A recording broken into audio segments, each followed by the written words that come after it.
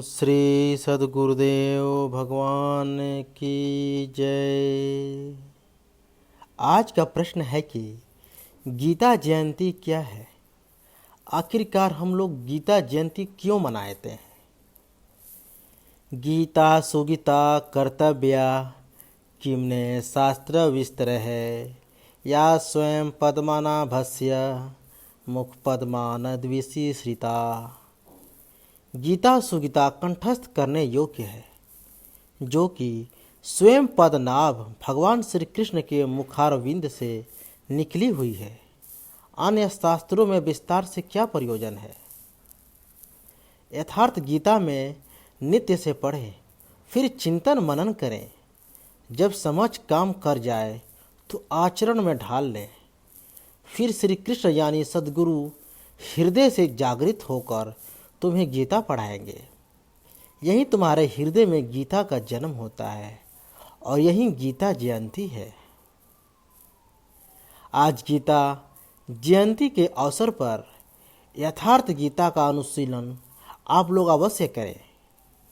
कम से कम एक अध्याय तो अवश्य पढ़ें, क्योंकि यही धर्मशास्त्र है जो कि एक ईश्वर की तरफ बढ़ने का मार्गदर्शन प्रदान कराती है और नाना प्रकार के रीति रिवाजों पूजा पद्धतियों से उपराम कराकर अविदित परमात्मा को विदित कराने की साधन पद्धति यथार्थ गीता से ही हम सब प्राप्त कर सकते हैं और अपने लक्ष्य की प्राप्ति कर सकते हैं।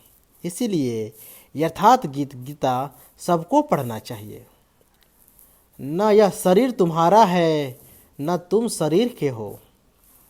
यह जल, अग्नि, वायु, मिट्टी व आकाश से बनी है और इसी में मिल जाएगी।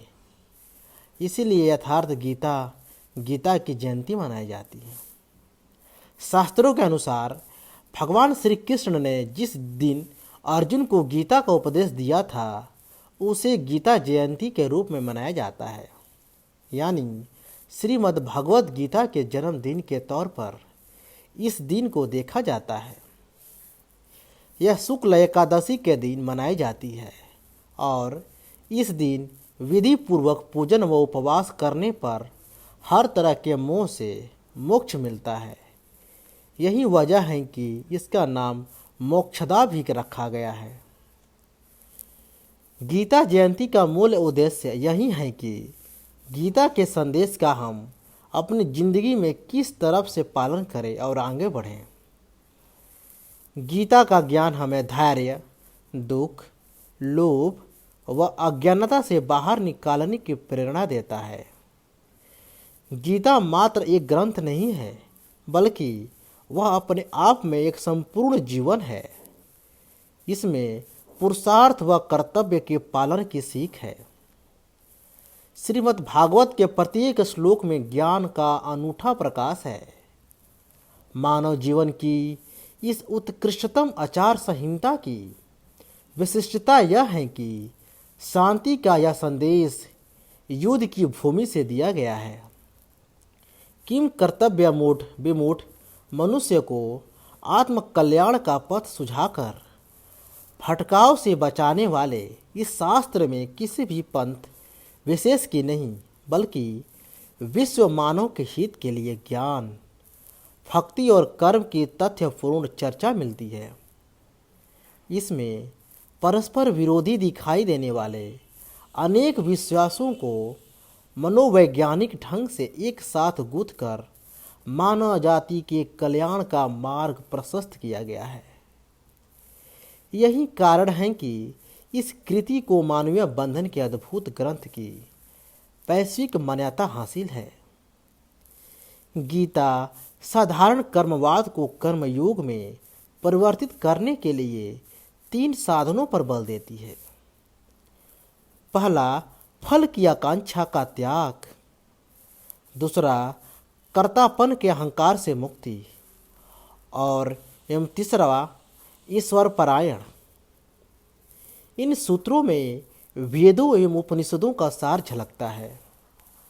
तत्वदर्शी मनुष्यों का कहना है कि ज्ञान, भक्ति और कर्म कि इस अनूठी त्रिवेणी को जितनी बार पढ़ा जाता है, इसके ज्ञान के नित नए रहस्य खुलते जाते हैं। 18 अध्यायों के 700 श्लोकों में प्रवाहित इस अद्भुत ज्ञान गंगा का कोई सानी नहीं है। श्रीमद् भागवत गीता महाभारत के छठे खंड का भीष्म पर्व का हिस्सा है। श्री कृष्ण और मोहग्रस्त अर्जुन के बीच यह संवाद मार्गशीर्ष शुक्ल एकादशी को कुरुक्षेत्र के युद्ध भूमि में हुआ था। इसीलिए इस दिन को मोक्षदा एकादशी व गीता जयंती के रूप में भी मनाया जाता है।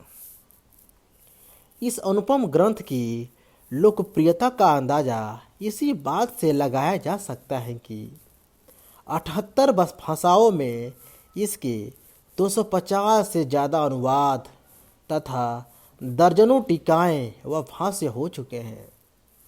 इनमें प्रमुख टीका और भाष्य है अष्टावक्रिता, अष्टावक्र गीता, अवधूत गीता, गीता भाष्य, रामानुज, ज्ञानेश्वरी संत ज्ञानेश्वर जी महाराज, ईश्वरार्जुन संवाद, परमहंस योगानंद, गीता यथारूप, स्वामी अड़गड़ानंद जी महाराज, अनासक्ति योग, महात्मा गांधी, बहुत से अनेक महापुरुष लिखे हैं। सनातन धर्म के आध्यात्मिक ग्रंथों में अष्टावक्र गीता एक अमूल्य ग्रंथ माना जाता है। अद्वैत वेदांत के इस ग्रंथ में ऋषि अष्टावक्र और राजा जनक के संवाद का संकलन है। ग्रंथ में राजा जनक के 3 प्रश्नों की व्याख्या है। ज्ञान कैसे प्राप्त होता है, मुक्ति कैसे होगी और वैराग्य कैसे प्राप्त होगा, ये 3 शाश्वत प्रश्न हैं जो हर काल में आत्मानुसंधानियों द्वारा पूछे जाते रहे हैं। इस ग्रंथ में ज्ञान, वैराग्य, मुक्ति और बुद्धत्व प्राप्त योगी के दशा का सविस्तार वर्णन है। किंवदंती के हैं कि रामकृष्ण परमहंस ने भी यही पुस्तक नरेंद्र को पढ़ने को कही थी, जिसके पश्चात वे उनके शिष्य बने और कालांतर में स्वामी विवेकानंद के नाम से प्रसिद्ध हुए। गीता जयंती को काफ़ी पूजनीय माना जाता है और यह शुक्ल पक्ष की एकादशी तिथि को मनाई जाती है। दुनिया भर में मौजूद बड़ी संख्या में हिंदू मनाते हैं कि इस दिन गीता का पाठ करने से शख्स को मृत्यु के मोक्ष की प्राप्ति होती है और इसी वजह से लोगों के जीवन में भगवत गीता का अहम स्थान है। गीता में कुल 18 अध्याय और 700 श्लोक है, जो कि लोगों के जीवन में किसी न किसी पड़ाव पर आते ही हैं। इसी वजह से गीता जयंती के दिन लोग गीता का पाठ करते हैं। सनातन धर्म में गीता जयंती का काफ़ी महत्व है और यह आज का दिन मनाई जा रही है। कुरुक्षेत्र के युद्ध के दौरान मैदान में श्री कृष्ण और अर्जुन के बीच हुई बातचीत ने भगवत गीता को जन्म दिया। गीता जयंती को काफ़ी पूजनीय माना जाता है और यह शुक्ल पक्ष की एकादशी तिथि को मनाई जाती है। दुनिया भर में मौजूद बड़ी संख्या में हिंदू मानते हैं कि इस दिन गीता का पाठ करने से शख्स को मृत्यु के मोक्ष की प्राप्ति होती है और इसी वजह से लोगों के जीवन में भगवत गीता का अहम स्थान है। सुनी है जिंदगी गीता के बिन, अपनाओं के इस नियम प्रतिदिन। हम देते हैं आपको शुभकामना, आज है गीता जयंती का दिन। गीता जयंती की बहुत बहुत शुभकामनाएं। नैनम छिद्रंती शस्त्राणि नैनम दहती पावका, न चैनम कलेदयन्ते पापो न शोष्यति मारुत। अर्थ, आत्मा को न तो शस्त्र काट सकते हैं और न ही आग उसे जला सकती है और न पानी उसे भिगो सकता है, न हवा उसे सुखा सकती है।